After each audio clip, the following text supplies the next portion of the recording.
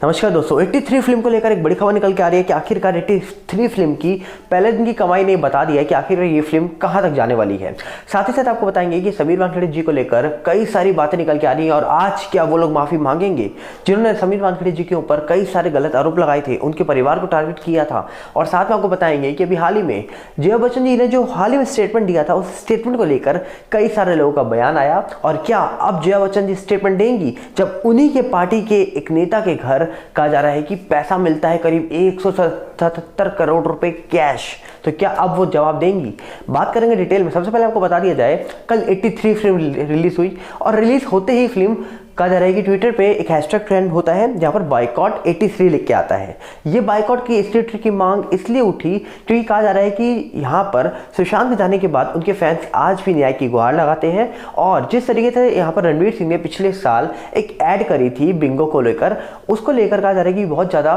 Controversy create हुई थी और अब सुशांत सिंह राजपूत के फैन बायकॉट की मांग कर रहे थे। इसके बाद कहा जा रहा है कि 83 फिल्म जब रिलीज हुई तो कहा जा रहा था कि इस फिल्म को कई सारे लोगों ने प्रमोट किया, बहुत प्रमोशन में खर्चा हुआ, जहां पर हमने देखा कि पूरी टीम लगातार प्रमोट करने में लगी हुई थी। फिल्म के पहले दिन ही खबर निकल के आती है कि ये फिल्म लीक हो गई है और तमिल रॉकर नाम की एक वेबसाइट में ये HD क्वालिटी में अवेलेबल हो गई है। अब पहली घबराहट यहां पर तब होती है लोगों को जब ये फिल्म आते ही लीक हो जाती है। उसके बाद पहले दिन का कलेक्शन निकल के आया तो यहां पर दावा ये किया जा रहा है पिंक विला के द्वारा कि 13 से 15 करोड़ के बीच में इस फिल्म का पहले दिन का कलेक्शन है। जबकि पुष्पा का अगर हम बात करें तो पुष्पा ने करीब एक दिन में 50 करोड़ के पार कमाई कर ली थी, ऐसा दावा भी इंडिया टुडे ने किया था। और साथ में अगर बात करें स्पाइडरमैन की तो स्पाइडरमैन ने पहले दिन करीब 32 करोड़ रुपए की कमाई करी थी। मतलब बॉलीवुड से ऊपर अब साउथ इंडस्ट्री और हॉलीवुड जाने लगी है, जबकि पुष्पा और साथ में स्पाइडरमैन की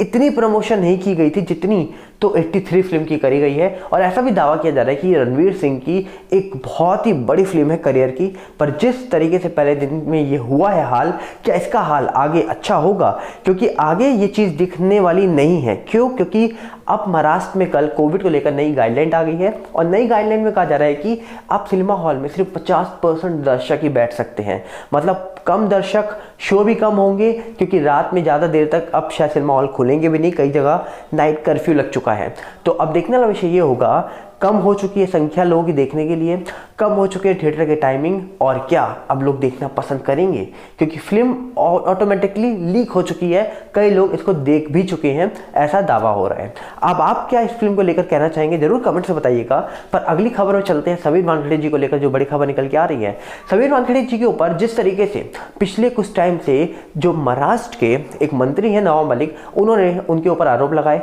जिस तरीके से उनके परिवार के ऊपर आरोप लगाए, जिस तरीके से समीर वानखेड़े जी के कपड़े जूते से लेकर उनकी वाइफ तक, उनके करियर तक को लेकर सवाल पूछे गए। पर आज कहा जा रहा है कि मुंबई पुलिस ने जब इस पूरे मामले में SIT जो गठित की थी, जांच करी, तो ये बात निकल के आई कि समीर वानखेड़े जी ने कोई भी वसूली नहीं मांगी थी। क्योंकि ऐसा दावा हो रहा था, एक प्रभाकर सैलक नाम का व्यक्ति निकल के आया, उसने बोला कि जो समीर वानखेड़े हैं इन्होंने करीब 25 करोड़ रुपए मांगे थे जब आर्यन खान का मामला था। अब मुंबई पुलिस ने जब जांच करी तो पता लगा कि इस पूरे मामले में 1 रुपए की भी फिरौती या वसूली की मांग नहीं की गई थी उनके द्वारा। तो क्या आज वो लोग माफ़ी मांगेंगे? और दूसरी तरफ जितने सारे आरोप उनके ऊपर लगे थे उनमें से अभी तक कोई भी आरोप सिद्ध साबित नहीं हुआ। तो क्या आज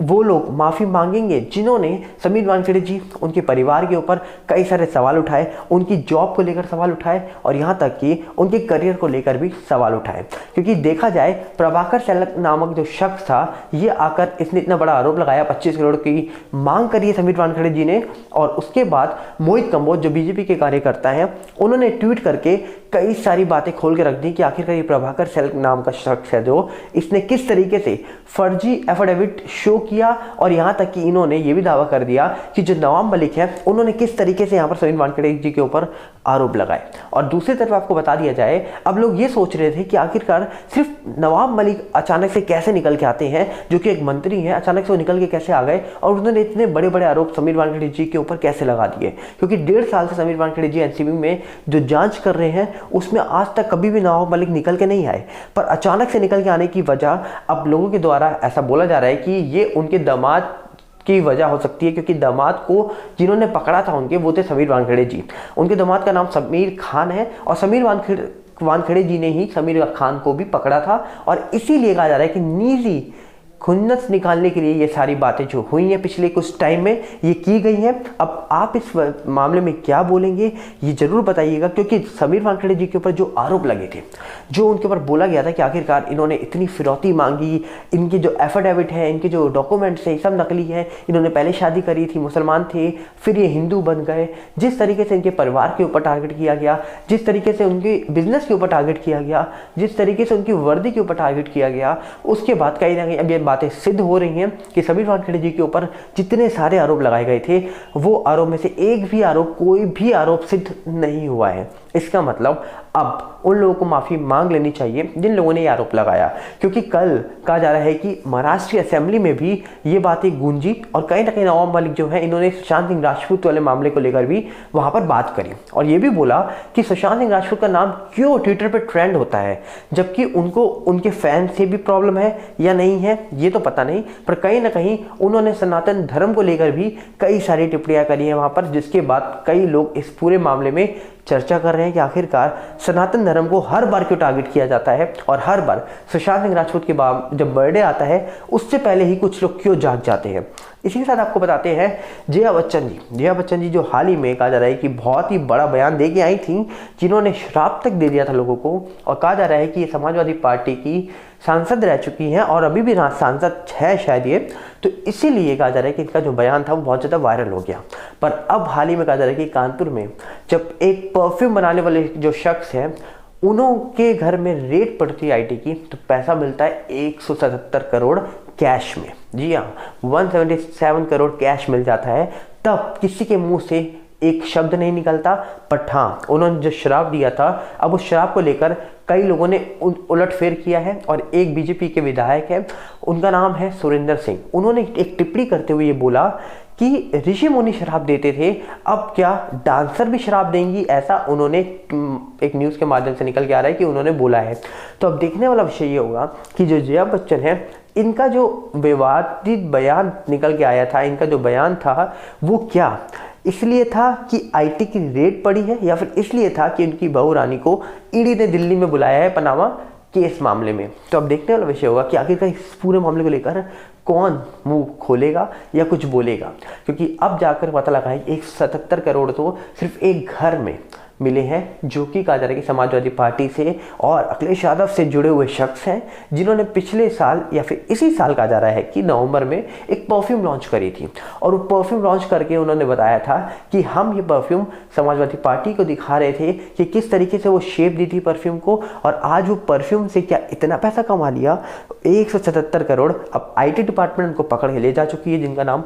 पीयूष जैन बताया जा रहा है। तो अब देखने वाला विषय होगा कि आगे क्या और कार्रवाई होगी। पर अब क्या जया बच्चन जो है अब इस पूरे मामले में कुछ बोलना चाहेंगी, क्योंकि जिस तरीके से उन्होंने थाली में छेद वाला बयान दिया था उसके बाद वो बयान बहुत ज़्यादा वायरल हुआ था, जिसके बाद उन्होंने सुशांत केस को लेकर एक शब्द नहीं बोला, जिसके बाद उन्होंने दिशा केस को लेकर एक शब्द नहीं बोला, जिसके बाद उन्होंने जिस मामले में पब्लिक उनका साथ चाहिए था उसमें एक शब्द नहीं बोला, और जिस तरीके से उन्होंने टीएमसी वाले जब इलेक्शंस हुए थे तब वहाँ पर जाकर रैली में एक शख्स को धक्का दिया था, तब जाके इन्होंने उसके मामले में भी कुछ नहीं बोला। और जिस तरीके से इनकी कई वीडियोस वायरल होती हैं कि अपने फैन या फिर उनके साथ जो इनके साथ सेल्फी खिंचाते हैं किस तरीके से बिहेव करती हैं, तो इसको लेकर ये हमेशा चर्चा में वैसे ही बनी रहती हैं और हमेशा कुछ ऐसे बयान को लेकर ही हमेशा चर्चा में आती हैं। पर आज इन्हीं के एक पार्टी के शख्स के करीबी शख्स से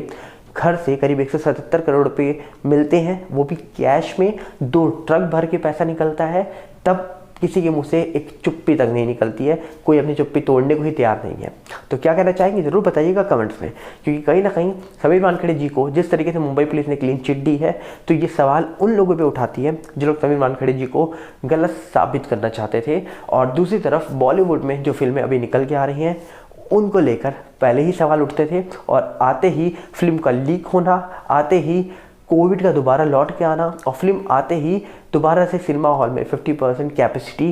दोबारा से लागू होना, तो ये सवाल उठाते हैं कि जिस तरीके से कलेक्शन पहले दिन का 13 से 15 करोड़ था 83 का, तो आने वाले टाइम में क्या हाल होगा 83 का। आप कमेंट्स में जरूर लिखिएगा। मिलते हैं बहुत जल्दी। नमस्कार, जय हिंद।